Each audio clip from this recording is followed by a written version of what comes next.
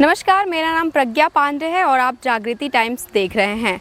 जैसा कि आपको पता है कि भीषण गर्मी का प्रकोप और जो बढ़ते तापमान का प्रकोप जो है स्टार्ट हो गया है और ये सिर्फ इंसानों के लिए ही नहीं बल्कि मत्स्य पालन पर भी इसका जो है प्रभाव पड़ रहा है। ऐसे में मछलियों की देखभाल और उनके प्रबंधन में क्या कर सकते हैं, उनके प्रबंधन को कैसे कर सकते हैं, इन्हीं विषयों पर बात करने के लिए हमारे साथ मौजूद हैं नारायण कृषि विज्ञान संस्थान की मत्स्य विज्ञान विभाग की फैकल्टी रंजू पांडे जी। बहुत बहुत स्वागत है मैम।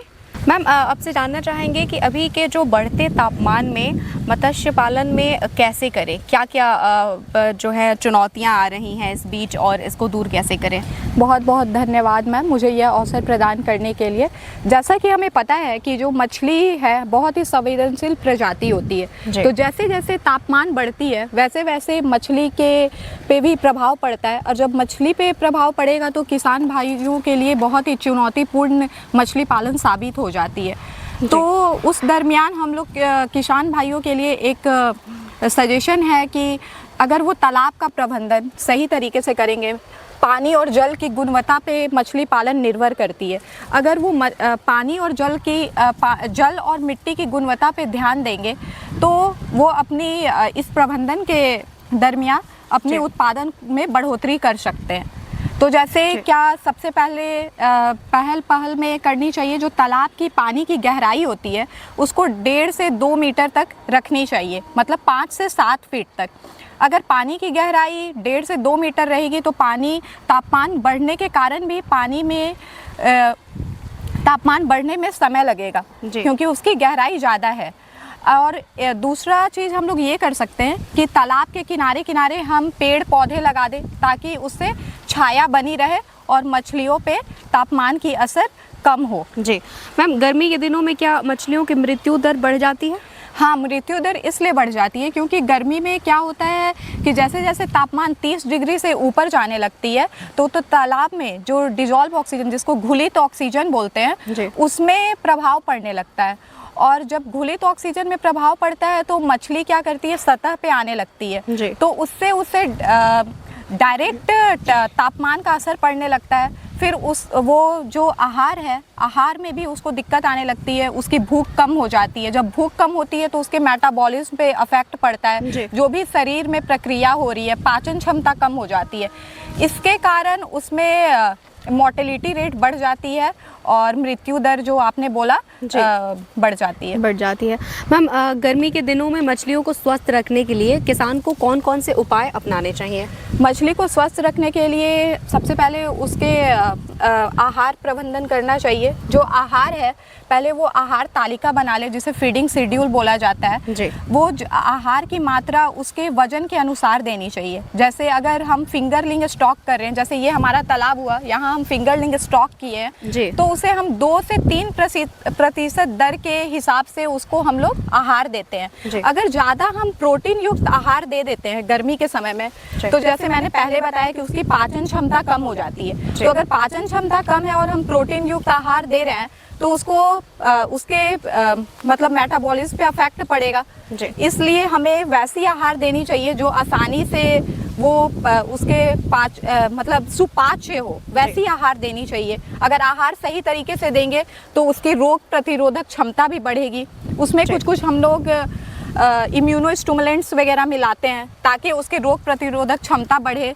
वो उसमें अगर कोई भी बीमारियां आती है तो उससे उसमें लड़ने की प्रक्रिया बढ़ सके।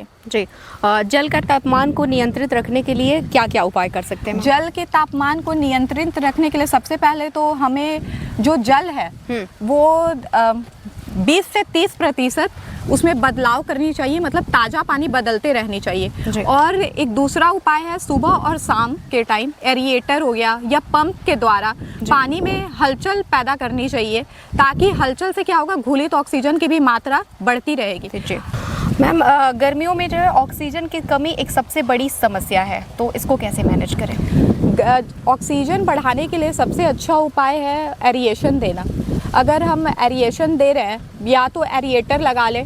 अगर हमारे पास उतनी मतलब अगर छोटे किसान भाइयों हैं तो उनके लिए पंप वगैरह है, तो तो उससे वो कर सकते हैं। अगर हम इंटीग्रेटेड कर रहे हैं तो उसमें डक जो चलती है तो उसके चलने से भी पानी में हलचल होती है, तो ऑक्सीजन मेंटेन किया जा सकता है। और जो बड़े पैमाने पे किसान कर रहे हैं तो वो ऑक्सीजन टैबलेट्स का भी यूज करते हैं। और अगर हम जो भी इसमें उर्वरक यूज कर रहे हैं, जो भी जैसे चूना का छिड़काव भी हम करते हैं जी, चूना का छिड़काव 40 से 80 ग्राम पर एकड़ के हिसाब से कर सकते हैं। तो उर्वरक का भी अगर हम सही से प्रयोग करें तो ऑटोमेटिक ऑक्सीजन और जो भी पीएच वगैरह है वो मेंटेन हो जाता है। फिर अमोनिया पे भी हमें पूरी ध्यान देना चाहिए जी मैम, जैसे कि अलग अलग प्रकार की मछलियाँ होती हैं, तो गर्मियों के दिनों में कौन सी मछलियाँ ज़्यादा प्रभावित होती हैं, कौन सी मछलियों पर ज़्यादा प्रभाव पड़ता है? जो मछली जिसको मतलब कम तापमान में जो रहने वाली, ऐसे तो जो भी मछली का एक रेंज है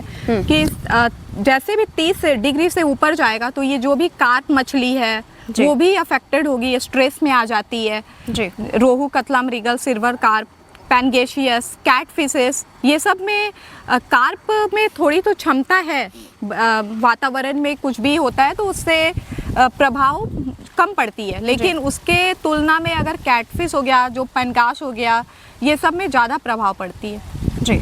मैम, गर्मी के दिनों में मत्स्य पालन को लेकर जो किसान हैं, जो प्रॉपर मत्स्य पालन करते हैं, वो काफ़ी चिंतित होते हैं मछलियों को लेकर, तो उन्हें क्या संदेश देना चाहेंगी, वो इस प्रॉब्लम से कैसे निपटे?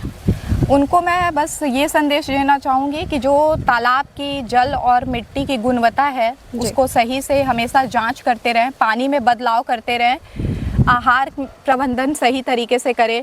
जैसे मिट्टी और जल की गुणवत्ता में घुलित ऑक्सीजन हो गया, पीएच हो गया, कार्बन डाइऑक्साइड हो गया, अमोनिया हो गया, अगर इन सब की जो एक ऑप्टिमम मात्रा होती है जिसपे मछली में वजन में बढ़ोतरी हो सके, जिसको ग्रोथ रेट बोलते हैं, उतना मात्रा उनको मेंटेन करना चाहिए। जैसे पीएच 7 से 8 के बीच में अगर रहे, जिसको अम्लीय और क्षारीयता माप कहते हैं हिंदी से बोले तो जी। तो अगर उसकी हम हमेशा जांच करते रहें, अगर मछली सतह पे आने लग रही है तो उससे किसान को सतर्क हो जाना चाहिए कि या तो तालाब में ऑक्सीजन की मात्रा कम है या फिर उसमें कोई बीमारी उत्पन्न हो रही है। तो ये एक बहुत ही अच्छी उपाय है जिससे किसान भाइयों आसानी से जान सकेंगे कि हमारे तालाब में क्या प्रभाव पड़ रही है।